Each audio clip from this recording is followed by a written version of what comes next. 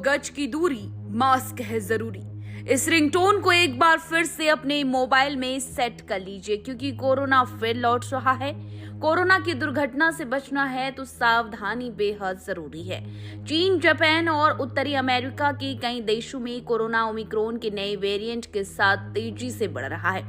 हिंदुस्तान में भी कोरोना के नए वेरिएंट के केस सामने आ चुके हैं। अब हिंदुस्तान में कोरोना की रफ्तार को रोकना है। केंद्र सरकार और स्वास्थ्य मंत्रालय ने सावधानी की कुछ गाइडलाइंस भी जारी कर दी हैं। सरकार सख्ती करे, इससे पहले हम सबको कोरोना को हराने के लिए नियमों का पालन आज और अभी से करना होगा। आपको याद है ना, कोरोना को हराने का गुरु मंत्र फिर से याद कर लीजिए।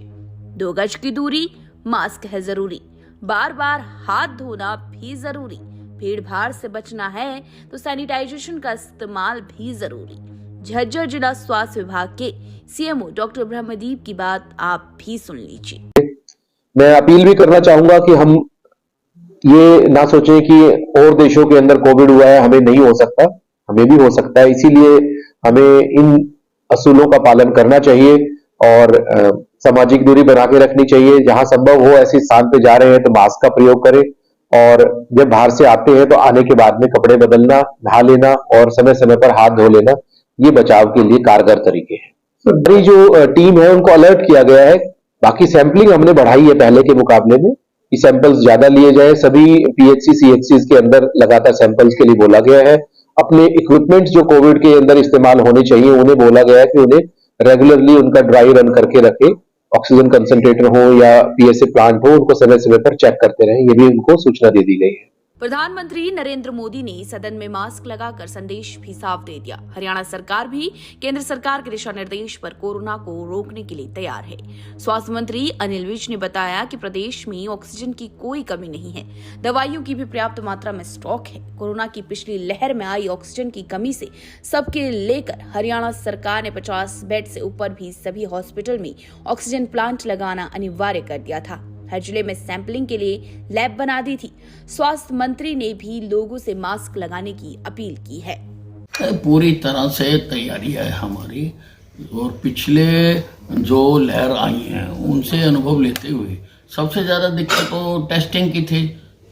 हिंदुस्तान में सारों को पूना जाना पड़ता था टेस्टिंग कराने के लिए। अब आरटीपीसीआर मशीन मैंने हर जिले में लगा दी है हरियाणा के।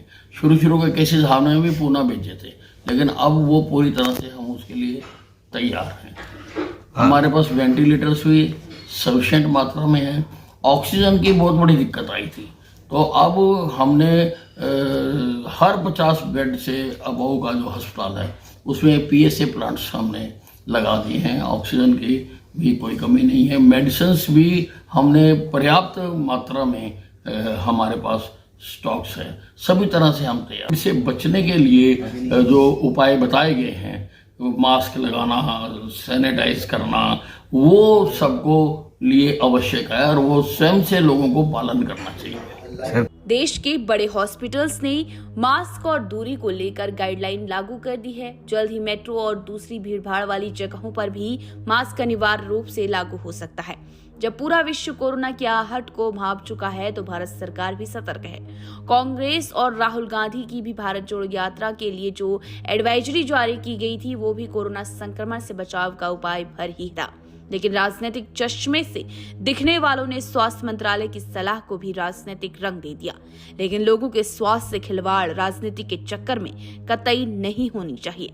सरकार के साथ डॉक्टरों की भी यही राय है कि कोरोना के फैलने से पहले ही उसे रोकना है तो सोशल डिस्टेंसिंग के नियमों का पालन आज और अभी से ही जरूरी हो गया है। तो हरियाणा के हर खबर से करवाएंगे आपको रूबरू।